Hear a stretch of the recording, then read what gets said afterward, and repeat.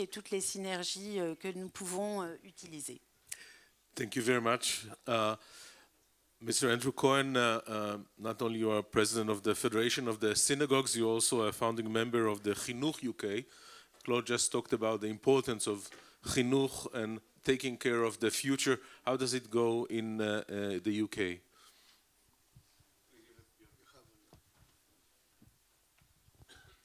Yes, I want to share with you a success story.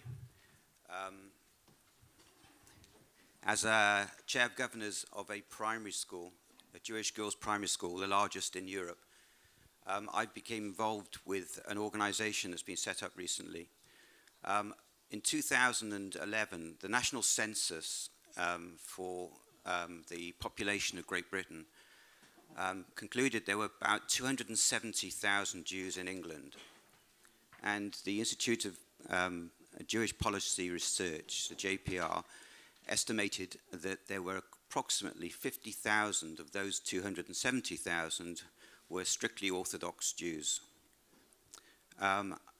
More recently, they've estimated that there's 35,000 children in Jewish education, in Jewish schools, of which 60% are in strictly Orthodox schools. That's 20,000 children in strictly Orthodox schools.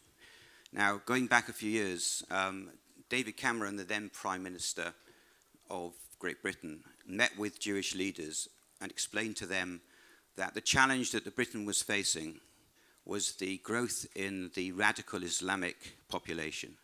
And this was manifest in the Trojan Horse event that took place in Birmingham, where radical Islamists took over the running of schools and radicalized the children to the degree that they were effectively training the next generation of terrorists. The government, in recognizing the threat that was coming from within the Great Britain, realized that they needed to attack the very essence of what's going on within these schools to try and change the whole demeanor of the way that these children are being educated.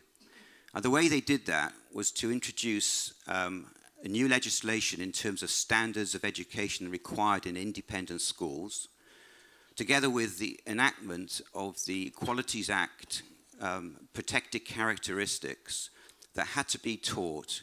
The children had to learn about tolerance and respect for all the 9 characteristics that are contained in the Equalities Act, including race, religion, family, marriage, sexual orientation. And they felt that by implementing these measures, the radical schools would find it very hard to function, and in fact would actually fail as schools and would be closed down.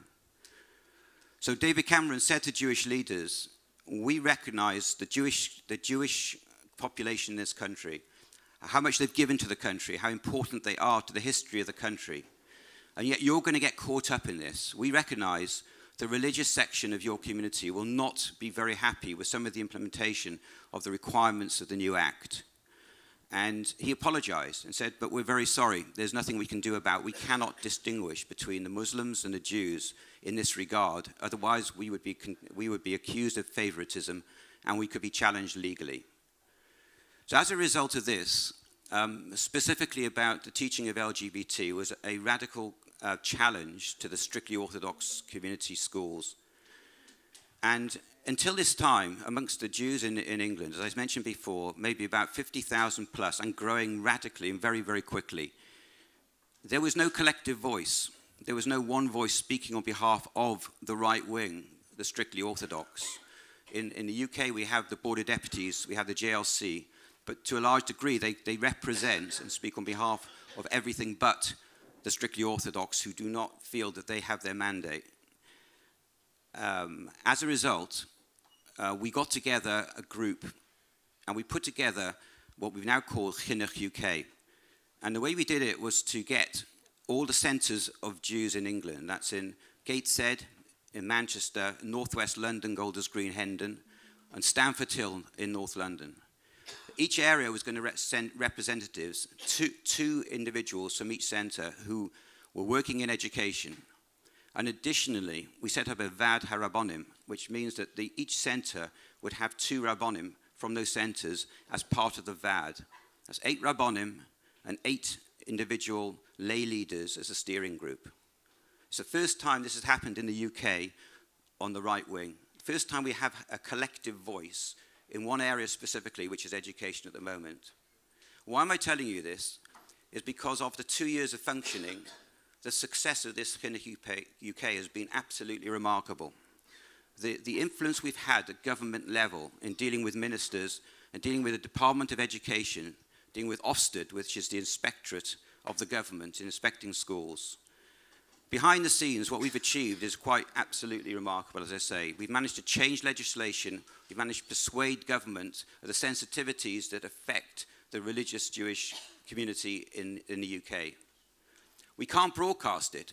We won't see it in the papers, what we've achieved, for the reasons I mentioned before. The government can't be seen to be favouring one party over another. Nevertheless, it's a success that we've achieved as a collective voice, and the response from the government was quite intuitive in this and also quite interesting to share with you. They'd been approached by so many different people from within the religious organisations across the country, Manchester, Gateshead, but all individuals or individual schools or individuals collectives, but no one collective voice. And they said to us that we are delighted there's now a collective voice, that we can hear one message that speaks for 20,000 Jewish children on the right wing of this country. And it's that success, it's that element that I want to say that in support of Ellen, that's so important about having a collective and a perceived collective and an actual collective that when the EJA goes to government, goes to European Commission, it speaks on behalf of everyone. At the moment at this conference, we have so many individual organizations from so many different countries, but we're not a collective. We don't seem to be coalesced around a central voice. And I think that is key for the success of the EJA, that it needs to bring that groundswell under its banner. It needs to have authority, it needs to have legitimacy, it needs a constituency. And that comes from leaders from all the individual countries, as Ellen has said, to represent their countries and to be that forum, that steering group for EJA, that they can say, we now speak for all the Jews in Europe. So not only Ellen's idea is right, you say we can do it. I say it's more than can do it, you need to do it. It's essential. I could ask you the question, if you're challenged, demonstrate to me who you speak for. Show me your success, show me your constituency. Yes, you can point to all these organizations, but where's the voice that comes collectively from them? Where, when you're meeting government ministers and European ministers, that you can say, we have X thousands of Jews who subscribe to our organization, and we're speaking on their behalf. And here are the 7 or however many collective members from all the countries who are their voice. So you manifest within the leaders that you choose to do that. Some of the cynicals around here would say Mashiach must have come. If we have one voice, one message in a Jewish organization. Fernando, how does it go in Barcelona? Okay. First of all, say thank you to Ruth, Rav, and the European Jewish Association to give me a chance to be in this panel. Thank you. Second one, apologize. My English is horrible, I feel so. They brought me so you feel better. Okay, and I think that good and brief is twice good, and with my language will be brief, okay?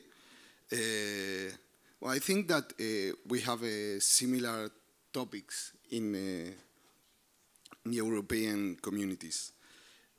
First of all, anti-Semitism and anti-Zionism that everyone speak a lot these 2 days. Second, we have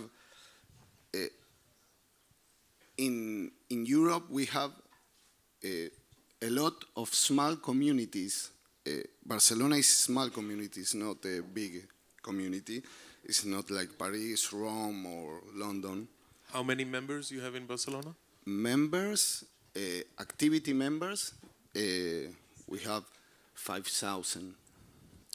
But in different community, and everyone's fly, one each other's, no one voice. But Barcelona is big inside another countries, okay, or another communities. We have an Israeli migration that is the other 5,000 that it's not inside of the community. I didn't hear here that the Israeli immigrations come to Europe, and this is a reality that when I speak with different communities, I feel that, and I didn't hear. And we have a past in common, the Shoah, no? That speak every day to European communities. I think how to work together. Any ideas to bring here? Maybe I feel in Spain the federations works well. For example, we will do a seminar of summer, every community of Spain together. I feel that France work well, or UK the same, but we don't work together well, okay? Every country work well, but not together. I like Congress like that. It's a place who get to know each other, but also to show the successful case. I hear the cases that are successful, but I want to be more specific. That's it. I'm a community director. Maybe here will be 5 community directors. Maybe here are, I don't know, 10 presidents of the community in the board that they are voluntary. There are press. There are different interests. When you work with the same person and you can hear from the person who work in your place, in the same place that you work, you can bring to your community more solutions. And we have possibilities, because the physical proximity between the countries, the communication, the transportation, and different ways of thinking, because the culture is different in every country, give a solution maybe that when you want to receive a result. That's it. Thank you so much. Mr. Eduardo O'Donnell, how do you feel you have the help and mutual responsibility of Judaism all over Europe? Because sometimes in Poland, time is really rough. Well, it used to be. Right now, I think we in Poland are in better situation than most of our Jewish brothers and sisters. But I would like to take this opportunity to make a proposal. As one last speaker here, I would like to propose that we don't make this conference annually. I propose that we meet more often than once a year, because the more we meet, the more effective we're going to be. And I also would like to talk about thanking all the organizers, especially the French community, Rabbi Margolin, of course, to making this conference such a experience that is going to last in our memories forever. I'd like to say in Yiddish, a dank. Thank you so much. I would like to throw a challenge to the leaders of the leaders. But before, any specific or operative idea from the people here in the room to what needed to follow Alan's idea and make it come through? So until you have something, Rabbi Margolin, I know it's surprising, but we want to have the panel, getting into action. Is there a way that the EGA can take upon itself to have some forums that will not only be annually, but will give the opportunity to leaders to get together more often and really answer this challenge we just heard about, actually from all over, and especially due to the very great success story of the UK? Well, somebody have to use these microphones. We paid, it is quite expensive, these microphones. And the idea of this microphone is in order to have a debate, and that's the reason I'm using now this microphone, to make sure that people will be able to participate this debate. We will congratulate any initiatives. I think that the strength of EGA is that we are an organization that come from the bottom to up. The way we operate is by listening to the needs of the Jewish communities, to leaders of communities, to rabbis, to students, coordinators, and we will be more than happy.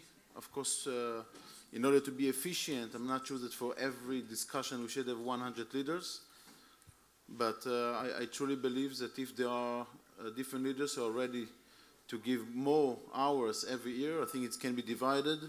Maybe some leaders can take upon themselves to be leading political delegations to head of states or to politicians, which of course we can organize. But of course, I'm looking at the people on the stage. I'm sure everyone are very busy and not necessarily are able to join every day or every week or every month. But I agree that it could be very helpful to have different committees: committees for education, committees for political actions, committees for youth, committees for different topics. And perhaps what we should propose is a kind of list of topics, and that community leaders who are willing or are happy to participate should mark which committees they are ready to serve in, and how many hours or how many days or how many months they're ready to dedicate. And based on that, we'll try to put together a plan where we will have different committees which will be efficient and concrete and pragmatic. I'm sorry, but we hate to speak for just for the sake of talking. So for pragmatic people, we'll be more than happy to put together this kind of committees. Excellent. So we can promise that right after this convention, we will mail everybody that was attending this conference, and everyone is really welcome to write where and when he can help and take upon himself more responsibility. From our point of view, with great pleasure, but maybe some other people have different ideas, a different opinion, but yeah, we'll be more than happy to do it. Yes, please.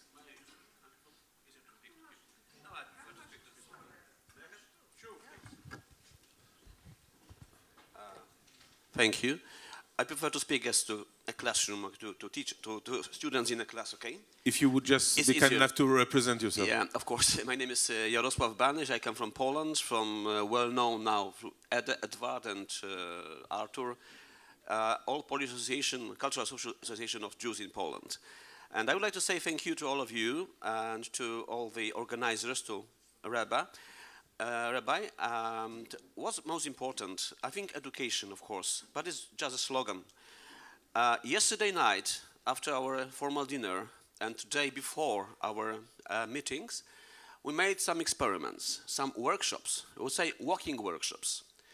Of course, we are not brave. We are just simple people, simple Jews. Walk around night Paris and day Paris in kippot. And of course, it's just a joking, walking workshop. But what we met, went to a cafe to have a coffee. And the first waiter who came to us, when he received money from us for this coffee in a French cafe, he spoke to us the first part of Shema Israel. Why? He saw kippot. I would say, because he was a Jew. He said to us, thank you that you are here at this table. I would say, let's do something like education through a good example. I mean, giving example. No, not only. Just to coffee shop. It's cheaper. Yes. One look But at me, I mean, you would see I'm there for a few years now. Yeah, I mean, it's important to open our hearts to each other. And I would advise what we have in Poland. In Poland, we don't forbid wearing kippot or crosses or crafts, yes? It's much better to take this little risk, to open your heart and showing your tradition to your neighbors. And that's all what I want to say about education. Because, of course, we do a lot. We go to schools, we go to museums, we meet people from the posters. They come, Poles and Jews come to our meetings and lectures. We do it, of course, in Poland, around as an association. And now, just open our hearts. Now I would like to say one sentence in my language, okay? Ja rozumiem, że wielu z Państwa rozumie język polski. Chciałem tylko po polsku was pozdrowić. Wszystkiego dobrego w drodze do domu. And now I would like to say something in another language because I was very proud yesterday, not only because of my leader, of my chairman, Mr. Artur Hoffman, after his speech. Yes. Okay. I wanted to say, I just greeted people who understand Polish, because for sure many Jews in this room know at least few words in Polish from their grandmothers, grandparents, from parents. But after Mr. Hoffman's speech yesterday, I was delighted. I was even proud of the speech of my friend from Ukraine, Mr. Dolinsky. Dolinsky, yes? Dolinsky. Really, he said the truth, the painful truth, and the wonderful truth about Ukraine, about Ukrainians, Ukrainian Jews, and Ukrainian Poles. We feel the same as Polish Jews and Polish Poles here. I mean in Poland. So, я хочу сказати вам, українці тут, які є тут, що я вам дуже дякую за вашого лідера. Дуже дякую. Thank you very much. We are welcoming any other address to the conference, if anyone has another idea. Okay. So, yeah, please, go ahead.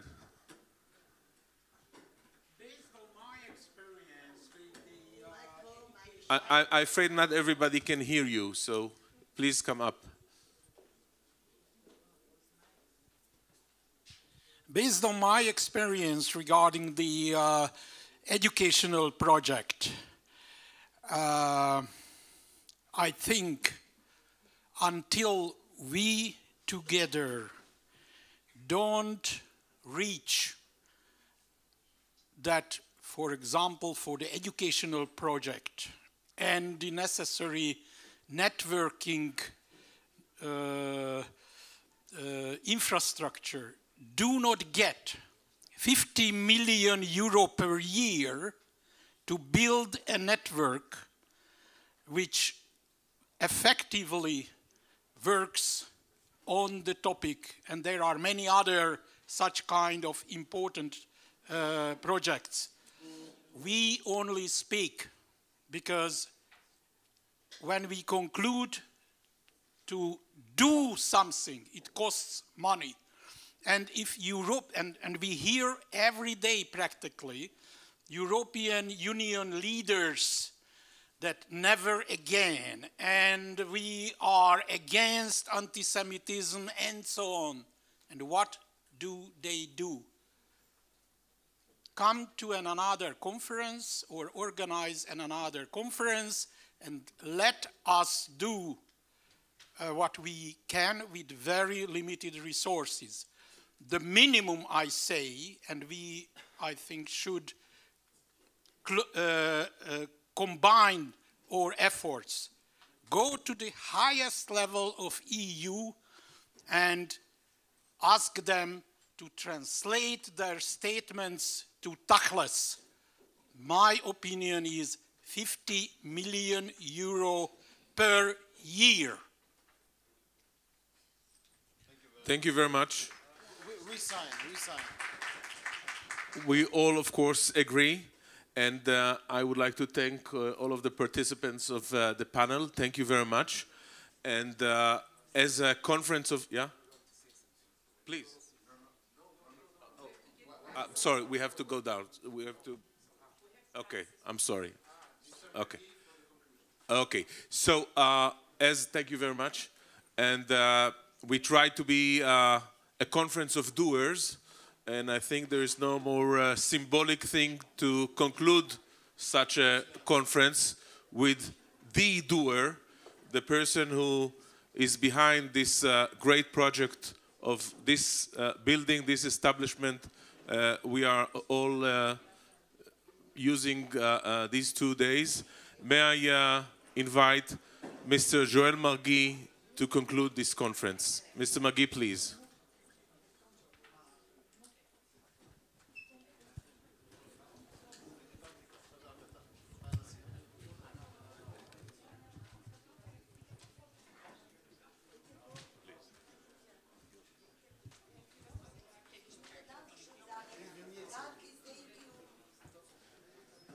Bien, je vais bien entendu m'exprimer en français. Donc je vous laisse le temps de remettre vos écouteurs.